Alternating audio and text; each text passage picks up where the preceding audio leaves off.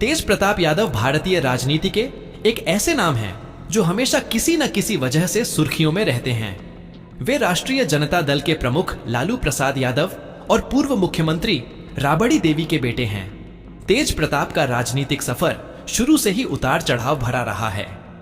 कभी वे लालू यादव के उत्तराधिकारी के रूप में देखे गए तो कभी पार्टी और परिवार से अलगाव की खबरों में छा गए।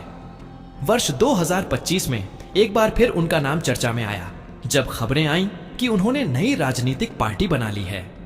इस बात ने बिहार की राजनीति में एक नई हलचल पैदा कर दी। तेज प्रताप यादव और उनके पिता लालू प्रसाद यादव के बीच लंबे समय से राजनीतिक मतभेदों की चर्चा चलती रही है। तेज प्रताप के कई बयानों ने पार्टी नेतृत्व को असहज किया। सोशल मीडिया पर उनके तीखे पोस्ट और बयानों ने आरजेडी के अंदर अनुशासन को लेकर सवाल खड़े किए। इस सब के बीच वर्ष 2025 में एक निजी विवाद सामने आया जिसने उनके राजनीतिक करियर को हिलाकर रख दिया। सोशल मीडिया पर एक महिला के साथ उनके कथित संबंधों की चर्चा होने लगी और उसके बाद पार्टी में असंतोष बढ़ गया। लालू प्रसाद यादव ने इसे अनुशासनहीनता माना और तेज प्रताप को 6 वर्षों के लिए आरजेडी से निष्कासित कर दिया। यह फैसला तेज प्रताप के लिए एक बड़ा झटका था, लेकिन उन्होंने इसे अपनी नई राजनीतिक यात्रा की शुरुआत बना लिया। निष्कासन के कुछ ही समय बाद तेज प्रताप यादव के बारे में खबरें आने लगीं कि उन्होंने नई पार्टी बना ली है जिसका नाम जनशक्ति जनता दल है। बताया गया कि इस पार्टी का चुनाव चिन्ह ब्लैक बोर्ड होगा और इसकी पंजीकरण प्रक्रिया चुनाव आयोग में चल रही है। कुछ मीडिया रिपोर्टों में दावा किया गया कि यह पार्टी पहले से अस्तित्व में थी, लेकिन अब इसे औपचारिक रूप से सक्रिय किया गया है। हालांकि तेज प्रताप यादव ने इस बारे में सार्वजनिक रूप से बहुत कुछ नहीं कहा और कभी कभी यह भी कहा कि वे अभी आरजेडी को अपनी दुआओं में रखते हैं। इससे राजनीतिक हलकों में भ्रम की स्थिति बनी रही कि क्या उन्होंने सचमुच नई पार्टी बना ली है या यह सिर्फ एक दबाव की राजनीति है। फिर भी कई ठोस संकेत यह दिखाते हैं कि तेज प्रताप यादव ने संगठनात्मक स्तर पर नई राजनीतिक संरचना तैयार करनी शुरू कर दी है। उन्होंने टीम तेज प्रताप नाम से एक मंच बनाया है जो युवाओं और समर्थकों को जोड़ने का काम कर रहा है। इस टीम के माध्यम से वे बिहार के विभिन्न जिलों में संपर्क अभियान चला रहे हैं। उनका कहना है कि वे नई सोच के साथ राजनीति करना चाहते हैं जिसमें शिक्षा, रोजगार, किसान और वंचित वर्ग के मुद्दे प्राथमिकता में होंगे। वे बार बार यह कहते नजर आते हैं कि पुरानी राजनीति को बदलने का समय आ गया है और अब नई पीढ़ी को नेतृत्व की जिम्मेदारी संभालनी चाहिए। तेज प्रताप यादव ने केवल पार्टी बनाने तक खुद को सीमित नहीं रखा, बल्कि उन्होंने कई छोटी पार्टियों के साथ गठबंधन भी बनाया है। उन्होंने इसे बिहार गठबंधन नाम दिया है। इस गठबंधन में विकास वंचित इंसान पार्टी, भोजपुरिया जनमोर्चा, प्रगतिशील जनता पार्टी, योग्य अधिकार पार्टी और संयुक्त किसान विकास पार्टी जैसी छोटी छोटी पार्टियां शामिल हैं। उनका कहना है कि ये सभी दल मिलकर एक नया राजनीतिक विकल्प देंगे जो जनता के असली मुद्दों पर काम करेगा। उन्होंने यह भी संकेत दिया कि आरजेडी और कांग्रेस जैसे दल अगर चाहें तो इस गठबंधन का हिस्सा बन सकते हैं। उनका मकसद एक ऐसा मंच तैयार करना है जो पुराने राजनीतिक समीकरणों से अलग सोच रखे। नई पार्टी और गठबंधन बनाना आसान काम नहीं है। इसके लिए चुनाव आयोग से मान्यता, संगठन का निर्माण, कार्यकर्ताओं का नेटवर्क, चुनावी रणनीति और आर्थिक संसाधनों की जरूरत होती है। तेज प्रताप इस दिशा में सक्रिय दिख रहे हैं।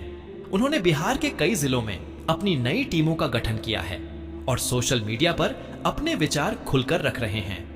उनका कहना है कि अब वे जनता की राजनीति करना चाहते हैं, न कि परिवारवाद की। वे यह भी कहते हैं कि मुख्यमंत्री बनना उनका लक्ष्य नहीं है, बल्कि जनता को सशक्त बनाना ही उनका असली उद्देश्य है। हालांकि आलोचक इस पूरे घटनाक्रम को अलग दृष्टि से देखते हैं। कई राजनीतिक विश्लेषकों का मानना है कि तेज प्रताप यादव का नया कदम पारिवारिक मतभेदों से उपजा हुआ है और यह ज्यादा भावनात्मक प्रतिक्रिया है, न कि ठोस राजनीतिक रणनीति।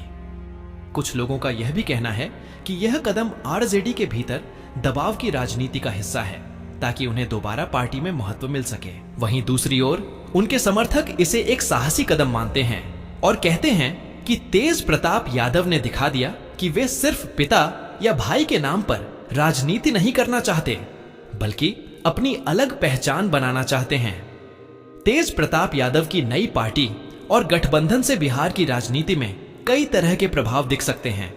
सबसे पहला असर विपक्षी वोटों के बंटवारे के रूप में सामने आ सकता है। अगर तेज प्रताप का नया दल कुछ प्रतिशत वोट भी खींच लेता है तो इससे आरजेडी और महागठबंधन को नुकसान हो सकता है और अप्रत्यक्ष रूप से एनडीए को लाभ मिल सकता है। दूसरी ओर अगर उनका गठबंधन युवाओं और नए मतदाताओं के बीच लोकप्रिय हो जाता है तो यह बिहार की राजनीति में एक नया मोड़ साबित हो सकता है। बिहार में पहले भी कई छोटे दल उभर कर आए, लेकिन वे स्थायी प्रभाव नहीं छोड़ पाए।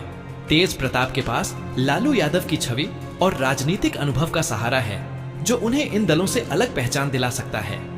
तेज प्रताप यादव के लिए सबसे बड़ी चुनौती विश्वसनीयता की है। बिहार की जनता उन्हें एक गंभीर नेता के रूप में कितना स्वीकार करती है, यह आने वाले समय में तय होगा। उनके पिछले बयानों, सोशल मीडिया पर विवादित गतिविधियों और अचानक फैसलों ने उनकी छवि को अस्थिर बताया है। अब अगर वे सच में नई राजनीति की शुरुआत करना चाहते हैं तो उन्हें निरंतरता और अनुशासन दिखाना होगा। साथ ही उन्हें यह साबित करना होगा कि उनकी पार्टी केवल परिवार से नाराजगी का परिणाम नहीं, बल्कि एक वैचारिक आंदोलन है। उनकी पार्टी जनशक्ति जनता दल और गठबंधन दोनों ही बिहार की राजनीति में एक प्रयोग की तरह हैं। तेज प्रताप की लोकप्रियता कुछ क्षेत्रों में मजबूत है, खासकर यादव और युवा वर्ग में, लेकिन उन्हें इसे राज्यव्यापी समर्थन में बदलना होगा। वे लगातार यह कहते हैं कि उनकी पार्टी गरीबों, किसानों और नौजवानों की आवाज बनेगी।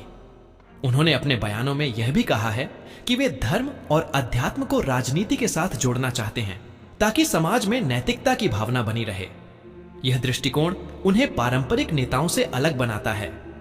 नई पार्टी की सफलता इस पर भी निर्भर करेगी कि तेज प्रताप यादव कितने प्रभावशाली ढंग से संगठन खड़ा करते हैं। उनके पिता लालू यादव और भाई तेजस्वी यादव की राजनीति जमीन पर कार्यकर्ताओं से जुड़ी है। तेज प्रताप को भी यही करना होगा, क्योंकि सिर्फ सोशल मीडिया पर सक्रिय रहना या बयान देना काफी नहीं है। जनता से सीधा संवाद ही उन्हें एक बड़े नेता के रूप में स्थापित कर सकता है।